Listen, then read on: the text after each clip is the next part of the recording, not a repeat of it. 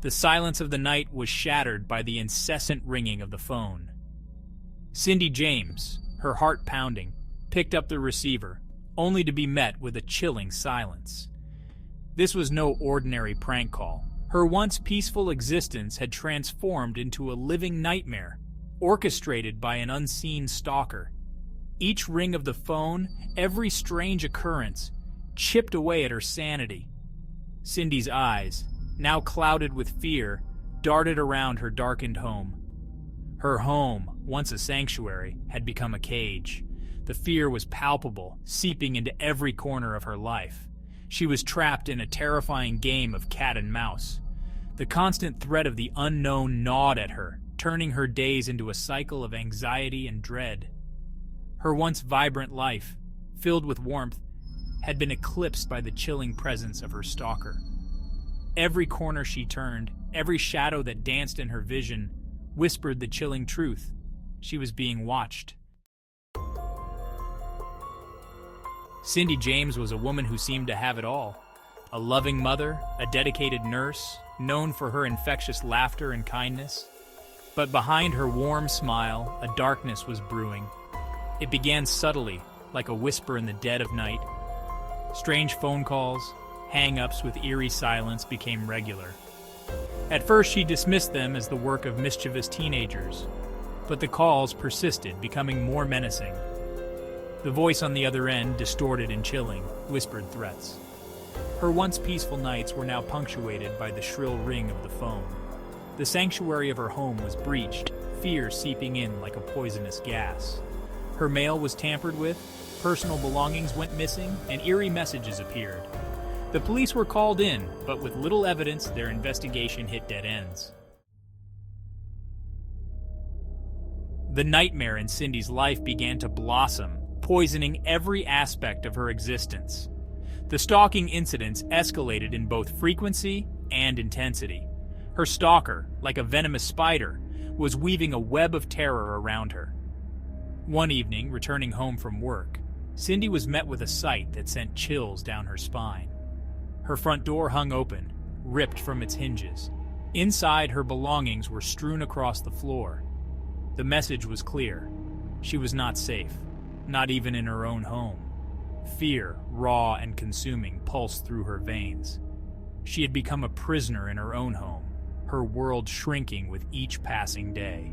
Threatening notes began appearing in her mailbox, on her car windshield, even slipped into her purse.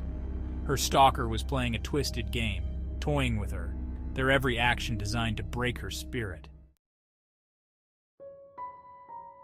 In the vortex of fear that had become Cindy's life, two figures emerged. Agnes Woodcock, Cindy's close friend, stood by her through every harrowing incident. Agnes listened patiently, offering comfort and a shoulder to cry on.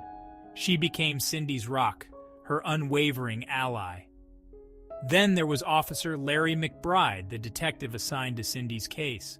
A seasoned officer with a reputation for tenacity, McBride was determined to unravel the mystery. Despite his best efforts, the case proved to be a tangled web of dead ends. Agnes, fiercely loyal, became increasingly convinced that the police were not doing enough.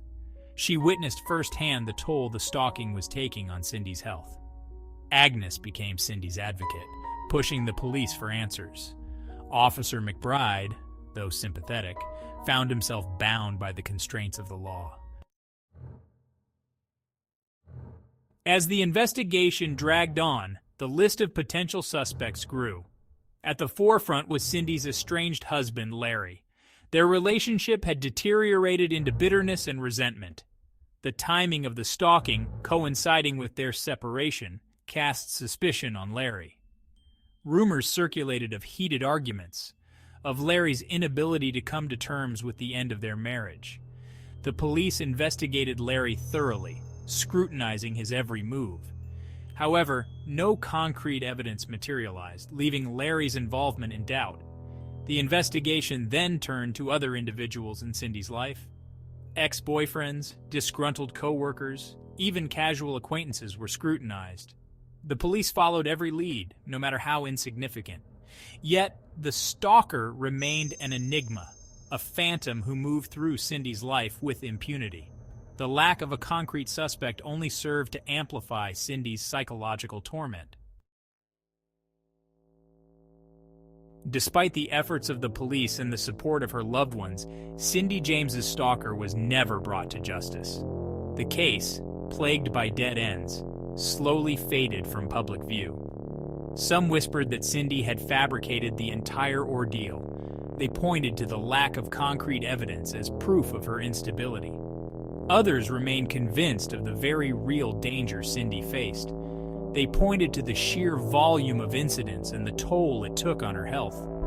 The truth remained elusive, lost in speculation and doubt. Cindy's story highlighted the often invisible nature of stalking. It erodes victims' sense of safety and sanity. Her case remained unsolved, a testament to the limitations of the justice system.